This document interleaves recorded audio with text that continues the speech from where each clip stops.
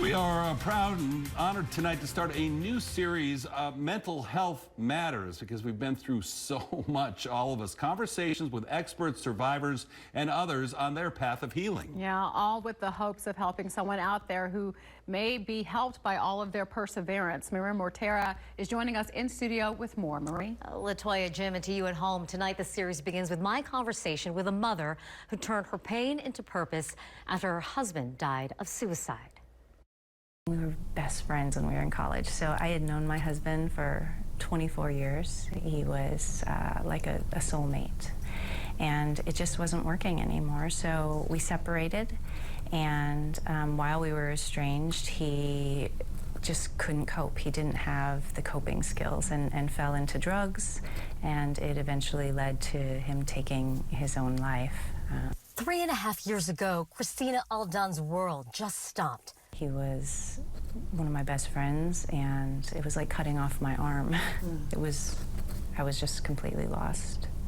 And anger flooded in. Through therapy, she learned those strong feelings needed an outlet. Emotion needs motion to move it through. And so I would do things like push-ups, something very simple.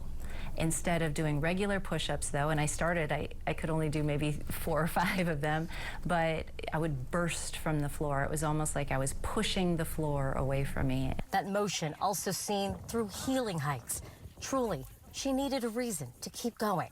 I had to dig down really deep, and it came down to times where I was sitting there questioning whether I still wanted to spend time here in this world. And when it always came down to it, and when it came down to those final seconds of making a decision, it was always my children. The future generation inspired her to give back in the name of her soulmate, her late husband. I work with the Avery Burton Foundation, and we give a scholarship, and I usually give a scholarship in his name for Philip Aldan, and also in his honor I also will volunteer and give back to the Asian Pacific Islander community and mentor in his name. Her certification in mental health first aid for youth helps her feel empowered, knowing she has the capacity to be there for someone in need. I know things are hard. Maybe I'm not the person to talk to, but I just want to let you know, if ever you want to talk, I'm here. You do have to do your own work, but you don't have to do it alone. I'm so glad that you're here to share this part of your journey. Thank you. It really has been an honor. Thank you. Christina Aldan just finished writing her book that goes over dozens of tools that helped to bring her to where she is today. Look for that soon. Also, this is a community conversation, and as she said, you are not alone. We have a team of therapists ready to answer your questions and offer help, so we want to hear from you.